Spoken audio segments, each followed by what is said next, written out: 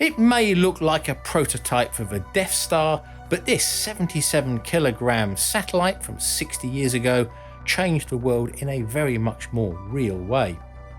This is Telstar 1, the world's first privately funded active communications satellite to be used by public broadcasters to transmit telephone, television and computer data signals across the Atlantic to Europe, and paved the way for satellite TV, sports TV and the always-on 24/7 news cycle from anywhere in the world that we have today. So in a very real way, it really did shrink the world.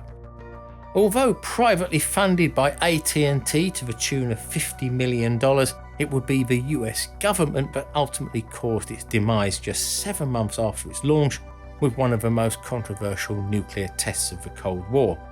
So in this video, we'll look at Telstar 1 and how it changed the world and the legacy it created for us today.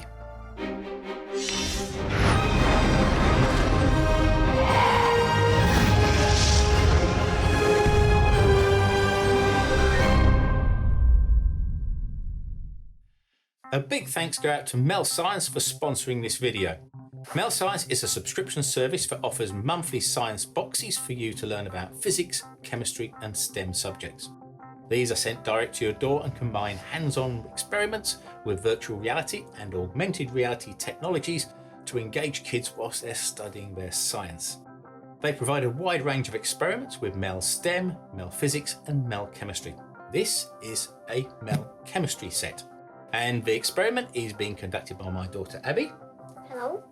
And she is going to make a tin hedgehog by growing tin crystals on a piece of zinc. Off you go.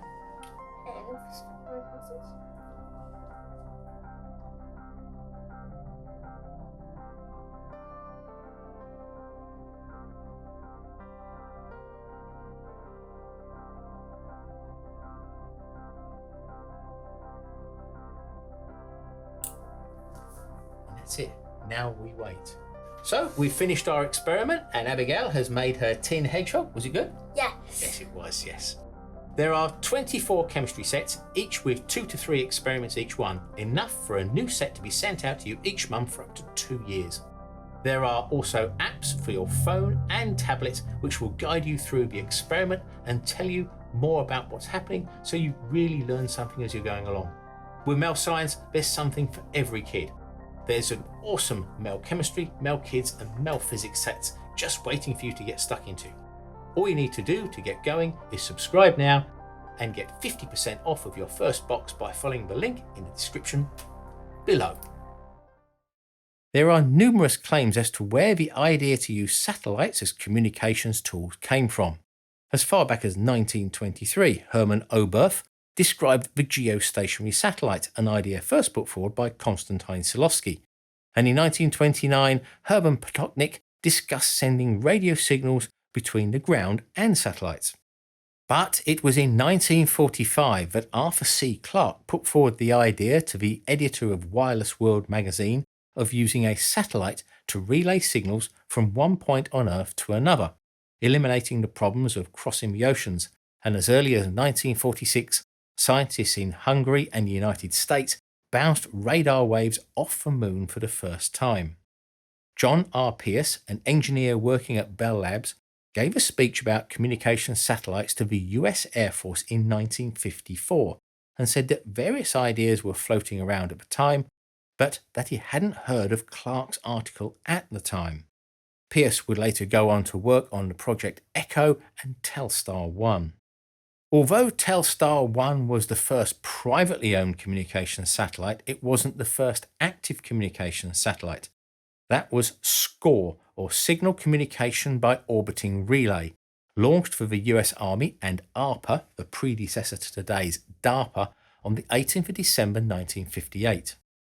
This used the body of the launch vehicle as the satellite itself, a 24.3 metre, 80 foot long by 3.1 metre, 10 foot diameter Atlas missile, and its job was to prove the concept of relaying signals from one point on Earth to another, as well as show that missiles could be used to launch payloads into space and show the US was on par with the Soviets after the launches of Sputnik 1 and 2.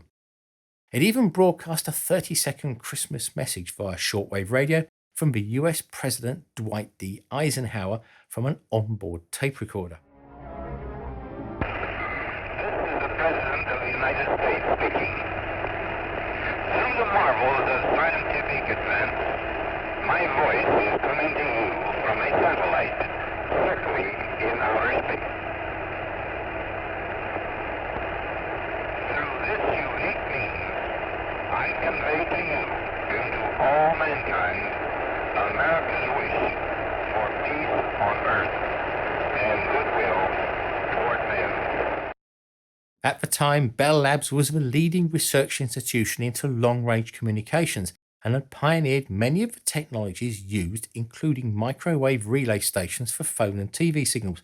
But there was a problem in that whilst this was easy to do on land, when it came to the oceans, there was no way to place a string of relay stations in the middle of the Atlantic, let alone the Pacific.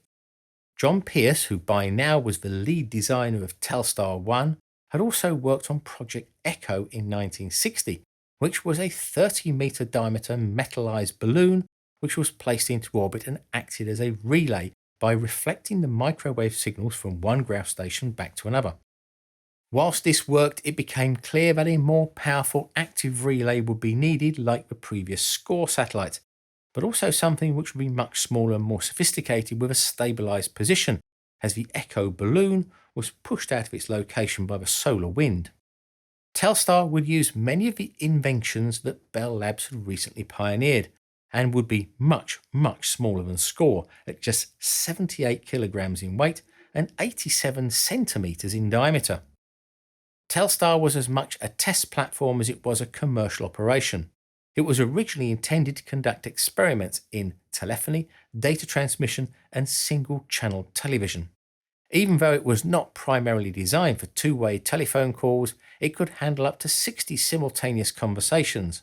As it was the first true active satellite, it also explored techniques for accurately tracking a moving satellite in space and how well the ground station equipment worked in real-world operations.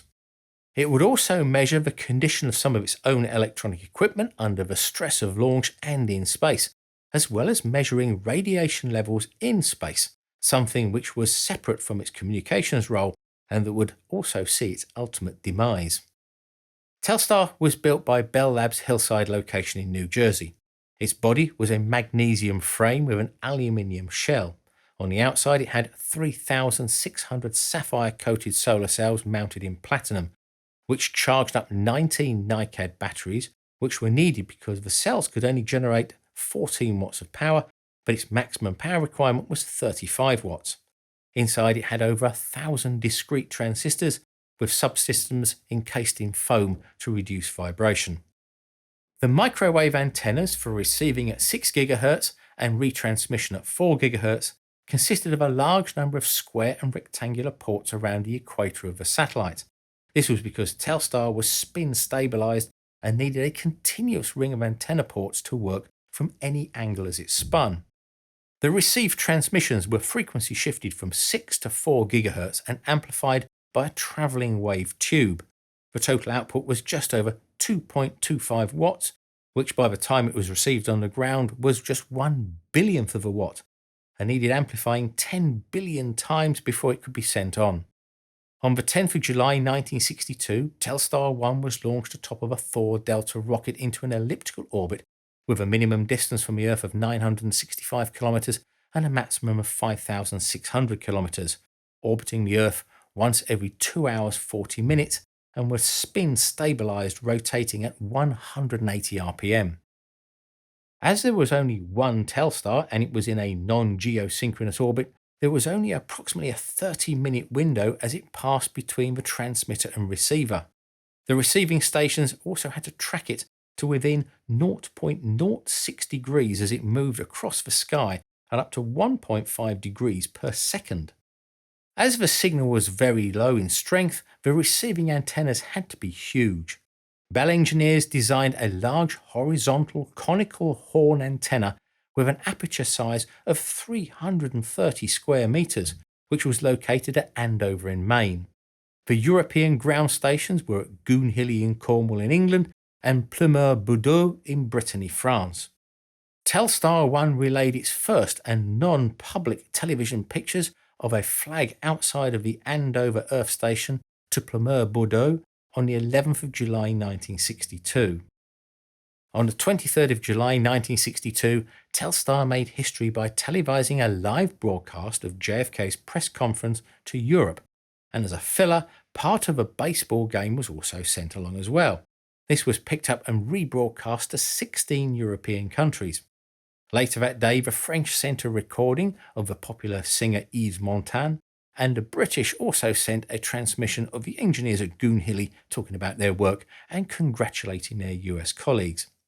Later that evening, Telstar relayed a phone call from the chairman of AT&T, Frank Capel, in Andover to the Vice President Lyndon Johnson in Washington in front of the world's press. As well as sending TV and telephone signals across the Atlantic, Telstar also allowed the synchronization of time between the two continents to be matched within 1 microsecond. The previous best attempt was 2,000 microseconds.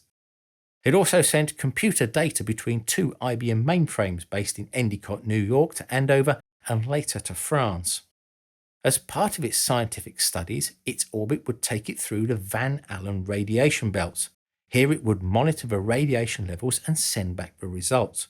However, this became a major problem when the US conducted Operation Starfish Prime, the largest nuclear explosion in space.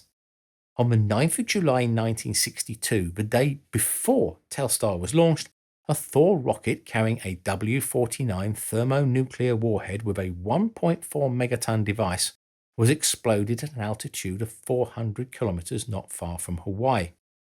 Although most of the high-energy electrons had a half-life of just a few days, what they didn't know at the time was that the solar and cosmic particle fluxes varied by as much as a factor of 10, and within a few months had created a new set of man-made radiation belts, which was intensified by later US and Soviet nuclear tests in space, and through which Telstar flew through on a regular basis.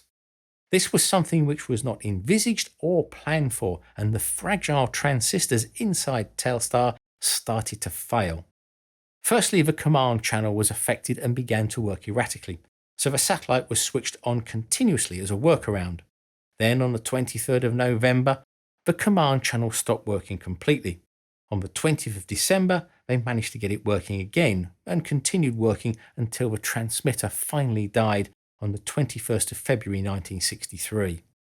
Soon after, on May the 7th, 1963, Telstar 2 was launched to continue the tests and broadcasts, which was almost an exact copy of Telstar 1. This lasted for almost 2 years without any failures until it was switched off on the 16th of May 1965. By now, Telstar's place in history was assured, and there have been 23 satellites which have used the Telstar name right up until Telstar 19V, which was launched in 2018. Telstar created the first networks that linked people, countries and even computers around the world in real time that had never been done before, and it lit the blue touch paper that led to the explosive connectivity that we have today, with over 2,224 communication satellites in orbit around the Earth as of the 1st of January 2021, not to mention the satellite constellations like Starlink.